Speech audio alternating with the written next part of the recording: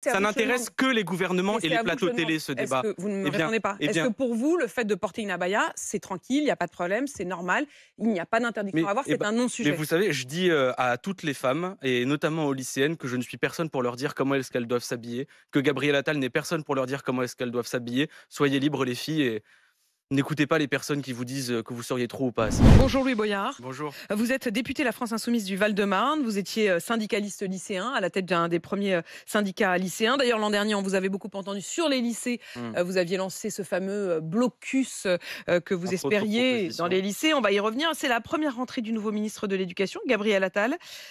L'une de ses premières mesures, ça a été d'interdire l'abaya. Est-ce que pour vous, vous continuez à dire que ça n'était pas une priorité quand vous entendez que la majorité des Français sont pour l'interdiction, quand vous entendez que Sophie Binet est pour l'interdiction, quand vous entendez que même les profs sont pour l'interdiction? Est-ce que vous n'êtes pas complètement décalé? Bah, déjà, j'aimerais commencer par souhaiter une bonne rentrée aux élèves, aux professeurs, aux parents et aussi à Gabriel Attal, puisque je vous rappelle que le ministre de l'Éducation nationale n'a jamais été à l'école publique, et donc ce sera aussi une grande découverte pour lui. Il C'est découvrira donc, donc c'est donc que le un sujet souhait, n'est c'est pas donc un souhait l'abaya, ironique de mais que le votre part. sujet c'est 11% d'augmentation du prix des fournitures scolaires, sa promesse de un professeur devant toutes les classes qui n'a pas été tenue. Et bon, de toute façon, à chaque fois qu'ils sont pas capables de préparer une rentrée, ils font la même diversion. Parfois, ça parle du burkini, ensuite ça parle des accompagnatrices scolaires, du voile dans le sport. À chaque fois qu'ils échouent, ils font une polémique islamophobe. Et d'ailleurs, ce choix de l'abaya, Islamophobe? Attendez, oui, je bien je sûr vous que arrête oui. 2 secondes. Sophie Binet est islamophobe? Mais non, le gouvernement l'est. Ah bon, mais Parce que Sophie Binet, Sophie quand elle pa dit qu'elle est oui, pour mais l'interdiction, pour vous, c'est... non, parce que le gouvernement, à chaque fois qu'il n'est pas capable de gérer correctement les services publics et le pays en général, alors il fait une diversion avec une polémique islamophobe. Et d'ailleurs, la question de l'abaya, mais ça fait longtemps que ça existe. En juin dernier, il y a une lycéenne qui m'avait parlé, elle m'avait dit: «Monsieur, moi je ne suis pas musulmane, mais je suis maghrébine. Mon corps change et j'ai envie de porter une robe longue. J'ai pas le droit de rentrer avec une robe longue dans mon établissement parce qu'on dit que c'est religieux alors que je suis pas musulmane.» Et d'autres qui, elles, ne sont pas maghrébines, elles ont le droit de porter une robe longue. Non, mais tout ça n'a pas de sens. Et puis surtout, l'école, elle a Je été faite je pour les je lycéennes, pour les je lycéens. je vous repose Allez la leur question. demander On c'est va quoi leur parler du reste, priorité on à va eux. parler du reste, mais quand même, pardon, je vous dis, est-ce que Sophie Binet est islamophobe? Vous dites: «Non, c'est le gouvernement qui l'est». Enfin, Sophie Binet, elle est à la tête de la CGT. Quand on lui demande: «Est-ce que vous êtes favorable à l'interdiction de l'abaya?», elle dit: «Oui». Non, elle explique qu'il y a besoin de règles beaucoup plus claires. Et ce que j'explique, c'est qu'à constamment avoir des débats, mais constamment, on n'a que ça. Ça fait des années qu'on a ça. On a des débats sur les hijabeuses, on a des débats sur les accompagnatrices Mais scolaires. Il y a un climat est-ce que ça veut dire que pour vous, c'était un non-sujet? Il faut les laisser et il n'y a pas Mais d'interdiction et vous on savez peut venir à mais l'école vous en savez, abaya? c'est pas à moi qu'il faut le demander, Mais d'ailleurs, c'est pourquoi même pas? pas à Oui, mais vous, là, c'est c'est pas à au vous que gouvernement, là, c'est à c'est aux vous que je demande. lycéennes et aux lycéens. Allez demander aux lycéennes et lycéens: «Est-ce que l'abaya, c'est un problème dans votre établissement?» Non, ils vont vous parler de réchauffement climatique, de Parcoursup et de la dépression qui règne dans la jeunesse. Mais moi, c'est à Ça vous que je demande. n'intéresse que les gouvernements Mais et c'est les à vous que je plateaux demande. télé, ce Est-ce débat. que vous ne me Eh bien répondez pas? eh Est-ce que bien pour vous, le fait de porter une abaya, c'est tranquille, il n'y a pas de problème, c'est normal, il n'y a pas d'interdiction à Mais, avoir, eh c'est ben, un mais non-sujet? vous savez, je dis à toutes les femmes, et notamment aux lycéennes, que je ne suis personne pour leur dire comment est-ce qu'elles doivent s'habiller, que Gabriel Attal n'est personne pour leur dire comment est-ce qu'elles doivent s'habiller. Soyez libres les filles et n'écoutez pas les personnes qui vous disent que vous seriez trop ou pas assez. Donc pour vous, c'est une forme de liberté de porter l'abaya? Mais attendez, là déjà, on commence à avoir tout le débat sur ce sujet-là, et j'aimerais qu'on arrête d'avoir des débats sur les Oui, crop mais tops des précisément, filles ou ce que je sur la trouve, longueur de non, mais ce leur que je trouve robe. intéressant, Est-ce Louis est-ce Boyard, est-ce c'est qu'on que l'un de vos arguments, c'est de dire c'est pas la priorité. Ça, j'entends parfaitement.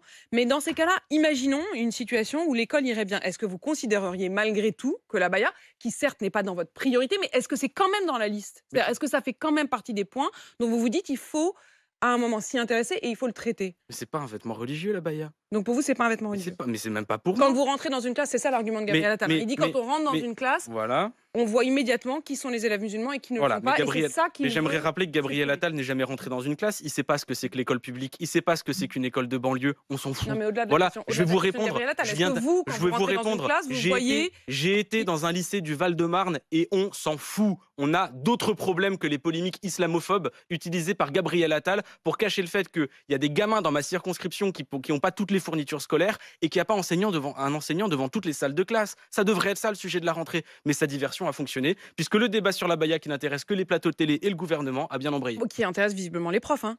Vous avez entendu notamment les syndicats des directions d'établissements qui saluent cette interdiction qui met les choses au clair Non, pour eux, les hein. professeurs, Ils appellent c'est ça une clarification. voilà, c'est ça, parce qu'on leur demande d'appliquer des normes totalement absurdes, et donc ils ont eu à appliquer une norme absurde, et aujourd'hui on clarifie les choses, mais c'est pas ce que demandent les professeurs. Louis Boyard, vous le disiez, il manque encore des professeurs. Quel est le problème? Est-ce que c'est un problème de moyens? Est-ce que c'est un problème d'attractivité? Comment vous feriez, vous, au gouvernement, Mmh. Pour vous, ministre de Ouh là, l'Éducation, vous feriez quoi? mais c'est très simple. Aujourd'hui, on a un problème dans l'éducation nationale. C'est un service public qui est sous-investi. Par exemple, si vous regardez la moyenne de l'OCDE en termes de nombre d'élèves par classe, on est très en retard. Alors, il y aurait à recruter 100 000 enseignants. 100 000 enseignants, ça peut paraître être un gros chiffre, mais c'est pas une avancée sociale. C'est juste revenir à la moyenne du nombre d'élèves par classe. Et ensuite, évidemment, il y a la question de l'augmentation des moyens des enseignants. Parce qu'au dernier concours pour avoir les professeurs, il en manquait 4 000. Et toutes les annonces qui ont été faites n'ont pas permis de revaloriser le métier d'enseignant, qui n'est pas qu'une question de salaire. C'est aussi la question pour le professeur qui fait un métier par passion, beaucoup par passion, qui se retrouve devant une classe ultra surchargée pour un salaire de misère. Voilà le véritable sujet. Et j'ajouterai une autre chose, l'école est quand même beaucoup bien déconnectée de notre époque, et je pense qu'il y a un changement majeur à avoir dans notre école, notamment sur la manière dont on enseigne. Ça veut dire quoi, la manière dont on Ouais, enseigne? Vous alors, feriez quoi, vous? mais, Qu'est-ce qu'il faudrait faire de différent dans déjà, par est-ce que exemple, l'école doit s'adapter à notre époque, ah, d'ailleurs? évidemment qu'elle Ah doit oui. s'adapter à notre époque. Regardez par exemple sur le sujet du harcèlement.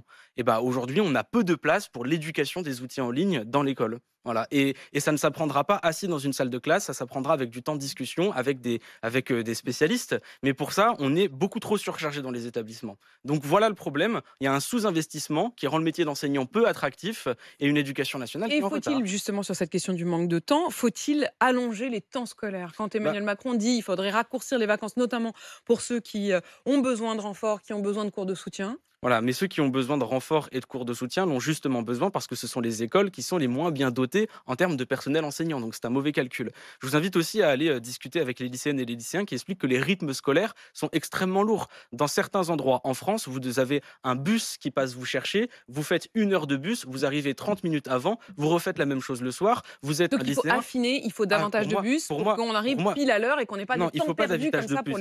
les. Mmh. Il faut davantage d'établissements. Parce qu'il y a aussi beaucoup d'endroits, et là, on ne parle pas de la France urbaine, on parle de la France rurale. Il y a beaucoup d'endroits en France où il n'y a plus d'établissements de proximité. Et c'est ça qui surcharge les rythmes scolaires. Vous aviez lancé, Louis Boyard, le Blocus Challenge, vous vous souvenez, sur les réseaux, notamment sur TikTok, et vous aviez promis une Oui, visite, gratuite de l'Assemblée nationale pour les lycéens qui, remporteraient le challenge. Il y a eu des gagnants, il y a tout eu un à fait. Et gagnant, ils ont visité? ils ont visité l'Assemblée nationale. C'était des lycéens qui s'étaient mobilisés contre la réforme des retraites, qui avaient subi une répression policière qui avait beaucoup choqué. Et ils avaient décidé de continuer de se mobiliser. J'ai trouvé ça très courageux. Et donc, ils ont été invités à Et donc l'Assemblée vous leur avez nationale. ouvert, les portes de l'Assemblée nationale, vous recommenceriez? À ouvrir les portes de l'Assemblée nationale à tous les lycéens tous les jours. C'était donc Louis Boyard, le député La France Insoumise du Val-de-Marne. Merci d'être venu dans Merci. ce studio en ce jour de rentrée, il est 7h49.